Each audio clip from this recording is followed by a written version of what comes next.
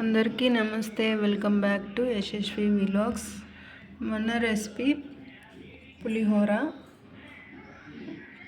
కోసం 1/2 kg రైస్కి 80 grams చింతపండు నానబెట్టి పక్కన పెట్టుకోండి.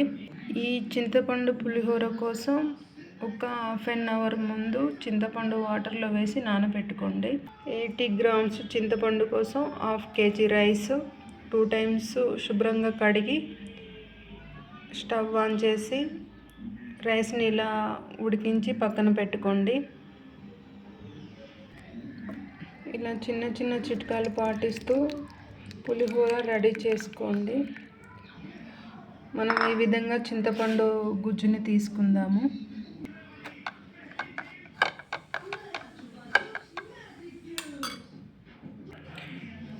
చింతపండు గుజ్జు రెడీ చేసుకున్నాము. ఇప్పుడు స్టవ్ ఆన్ చేసి ప్యాన్ పెట్టుకొని 3 స్పూన్ ఆయిల్ వేసుకోండి. ఆయిల్ వేడయ్యాక పల్లీలు వేసుకొని బ్రౌన్ కలర్ వచ్చేంత వరకు ఆయిల్లో వేయించుకోండి.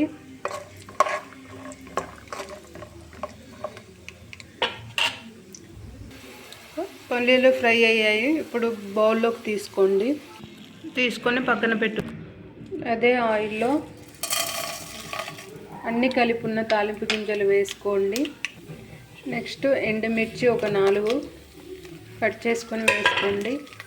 ఈ తాలింపులో కరివేపాకు వేసుకోండి, మీకు అందుబాటులో ఉంటే. ప్రస్తుతానికి మన దగ్గర కరివేపాకు లేదు, అందుకే నేను స్కిప్ చేస్తున్నా.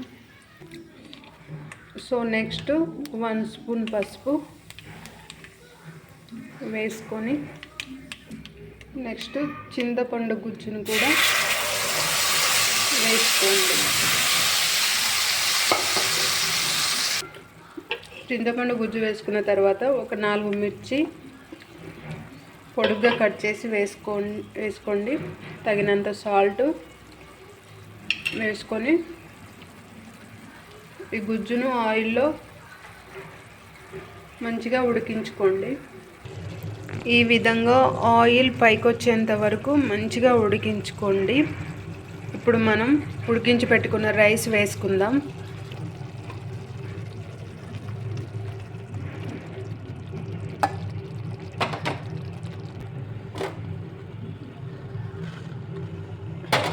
నెక్స్ట్ ఫ్రై చేసి పెట్టుకున్న పల్లీలు వేసుకొని అన్నానికి పూర్తిగా కలిసేలాగా కలుపుకోండి. చింతపండు గుజ్జు ఈ విధంగా రైస్కి పూర్తిగా కలిసేంత వరకు కలిసేలా కలుపుకొని మంట సిమ్లో పెట్టుకొని ఒక 1 minute వరకు ఇలా ఉడికించుకోండి.